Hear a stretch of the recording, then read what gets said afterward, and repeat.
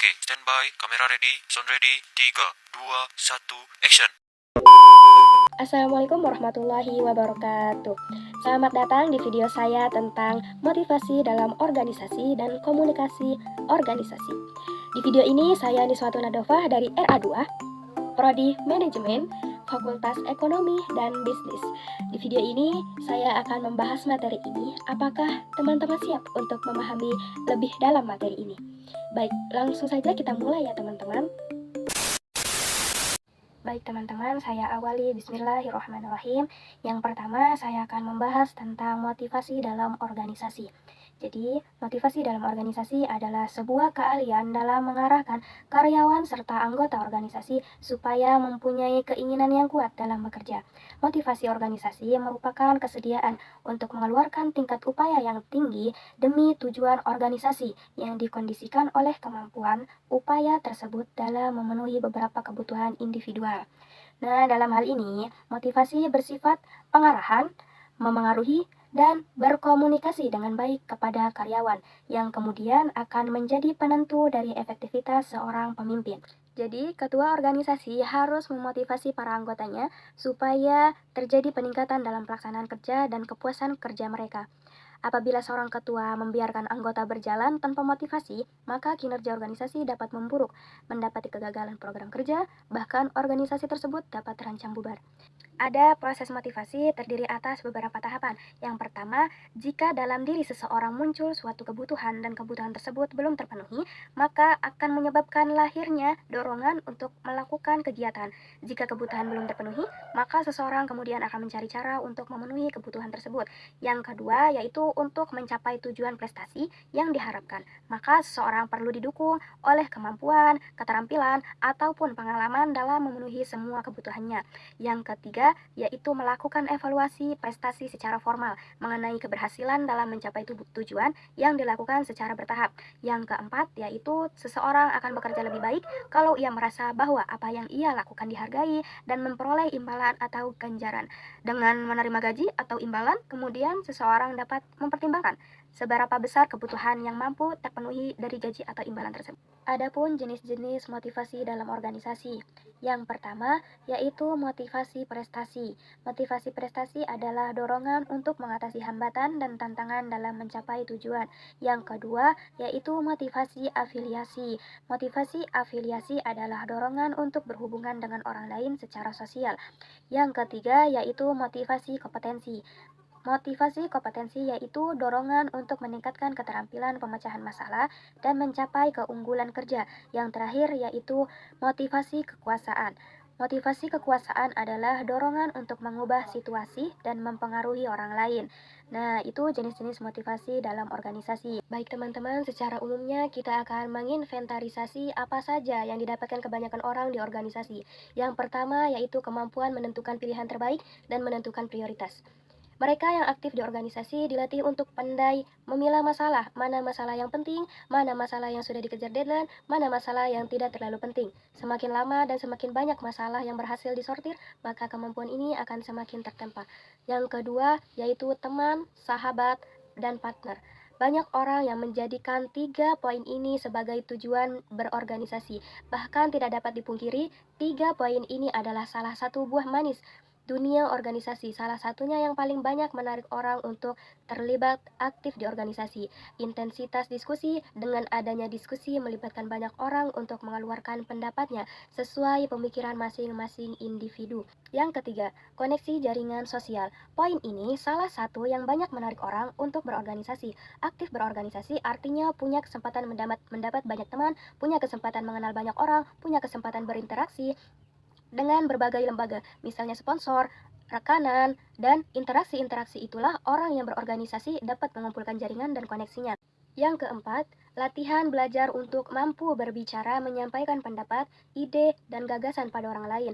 Banyak orang yang mempunyai ide cemerlang, tapi ragu untuk menyampaikan kepada orang lain. Biasanya, dengan adanya rasa percaya diri yang belum cukup, atau kemampuan berbicara menyampaikan pendapat yang dirasa masih kurang, di organisasi, kamu punya kesempatan yang luas untuk belajar berbicara.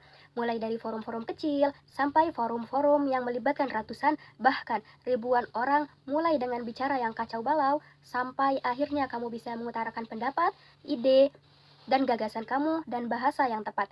Di organisasi, kamu akan dilatih belajar terus-menerus sampai akhirnya rasa percaya dirimu menjadi tinggi, sehingga keraguan itu hilang dari pikiranmu. Dan akhirnya kamu mampu untuk tampil ke depan mengutarakan gagasan kamu. Yang kelima, kemampuan untuk menghargai pendapat atau gagasan orang lain.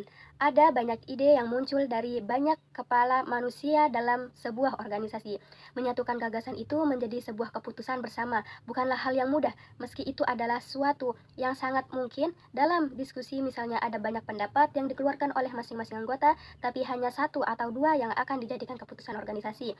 Di sini kamu akan belajar bagaimana menerima pendapat orang lain yang lebih baik, maka kita terima. Jika pendapat itu buruk, maka kita tolak dengan dasar-dasar yang benar, logis, rasional, empiris, faktual, dan lebih dapat diterima orang lain. Banyaknya diskusi dalam sebuah organisasi akan melatih masing-masing anggota untuk menghargai pendapat atau gagasan anggota lain.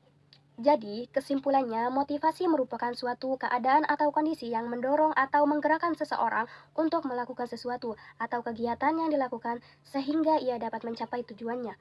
Pembahasan tentang motivasi dalam organisasi sangatlah penting karena setiap personil atau pegawai pasti memerlukan suatu motivasi baik dalam diri maupun dari orang lain.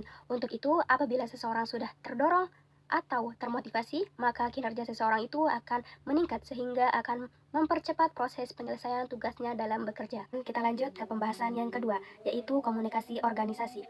Komunikasi organisasi merupakan sebuah proses yang terjadi dalam suatu organisasi berupa penyampaian, penerimaan, serta pertukaran informasi dan pesan yang dilakukan untuk mencapai suatu tujuan tertentu yang sudah ditetapkan oleh bersama anggota serta pemimpin organisasi. Proses penyampaian, penerimaan maupun pertukaran informasi dan pesan dapat dilakukan secara formal maupun informal selama tujuan yang ditetapkan terwujud. Dalam perkembangan ilmu komunikasi, terdapat berbagai konsep dasar dari komunikasi organisasi, dimensi di dalamnya, diserta penggolongan yang dapat kamu pelajari pada buku komunikasi organisasi oleh Irene Silviani. Adapun teori-teori dan jenis teori komunikasi organisasi. Teori yang pertama yaitu teori struktural klasik, yang kedua teori neoklasik atau hubungan manusia, teori ketiga yaitu teori fusi, teori keempat teori peneliti penyambung the linking pin model, kelima teori sistem sosial, keenam teori public relation, ketujuh teori kepemimpinan. Lanjut dengan jenis-jenis komunikasi organisasi. Komunikasi organisasi memiliki dua jenis umum, yaitu internal serta eksternal. Jenis internal merupakan komunikasi yang fokus kepada interaksi serta upaya untuk membangun atau menguatkan relasi antar sesama anggota organisasi tersebut. Contohnya, upaya mengubah suatu visi yang sudah ada sejak organisasi tersebut muncul. Pengubahan visi ini harus dilakukan dengan menyatukan pendapat setiap anggota melalui diskusi serta komunikasi antar anggota. Jenis kedua yaitu komunikasi organisasi eksternal. Jenis eksternal ini berarti komunikasi yang dibangun fokus kepada pihak di luar organisasi atau kelompok tersebut. Jenis komunikasi eksternal ini biasanya digunakan jika organisasi tersebut ingin mencari sponsor maupun iklan sehingga membutuhkan pihak dari luar organisasi untuk membantu. Komunikasi organisasi eksternal dilakukan untuk mencapai tujuan, mendapat sponsor, iklan, membangun kerja sama, dan lain sebagainya yang dibutuhkan oleh organisasi dari pihak di luar organisasi tersebut. Setelah memahami pengertian, teori, serta jenis komunikasi organisasi, ada juga manfaat-manfaatnya loh teman-teman dari komunikasi organisasi. Manfaat yang pertama yaitu dengan mengetahui teori komunikasi organisasi, maka sebagai seorang individu yang hidup dalam lingkungan atau kelompok organisasi tertentu dapat memahami posisi kita dalam organisasi atau kelompok tersebut. Manfaat kedua yaitu memahami mengenal komunikasi organisasi dapat memperkuat hubungan antara anggota dan pemimpin organisasi sehingga umur organisasi dapat bertahan lebih lama dan akan tumbuh rasa ingin menjaga serta merawat organisasi tersebut. Manfaat yang ketiga, mempermudah tercapainya tujuan organisasi. Hal ini dikarenakan terbentuknya komunikasi yang baik, sehingga antar anggota dan setiap pimpinan unit memahami perbedaan pendapat yang hadir dalam setiap diskusi pada organisasi tersebut. Manfaat keempat yaitu mengetahui teori komunikasi organisasi dapat membuat seseorang individu menyesuaikan diri serta menempatkan diri dengan baik dalam organisasi atau kelompok. Manfaat kelima, mengetahui tugas seorang pemimpin dan anggota dalam suatu organisasi. Pemahaman mengenai teori komunikasi organisasi dapat membuat kita sebagai sadar akan tugas-tugas sebagai seorang pemimpin maupun anggota dalam sebuah organisasi. Kesadaran ini dapat meningkatkan kerja maupun efektivitas organisasi untuk mencapai tujuan yang telah ditetapkan oleh bersama. Selain itu, kesadaran pemimpin dan anggota dapat memperlancar segala visi yang ada dalam organisasi tersebut dengan adanya kemampuan berkomunikasi dalam organisasi. Hal tersebut akan berfungsi sebagai membangun alur informasi serta pemahaman yang sama antar satu sama lain. Oleh sebab itu, menurut buku Komunikasi Organisasi, teori dan studi kasus ditekankan mengenai pentingnya hal tersebut. Baik teman-teman, sekarang sudah ada di ujung video.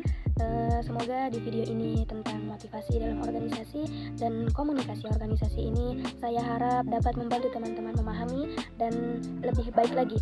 Semoga di video ini juga dapat menjadi inspirasi bagi teman-teman untuk terus belajar dan berkembang.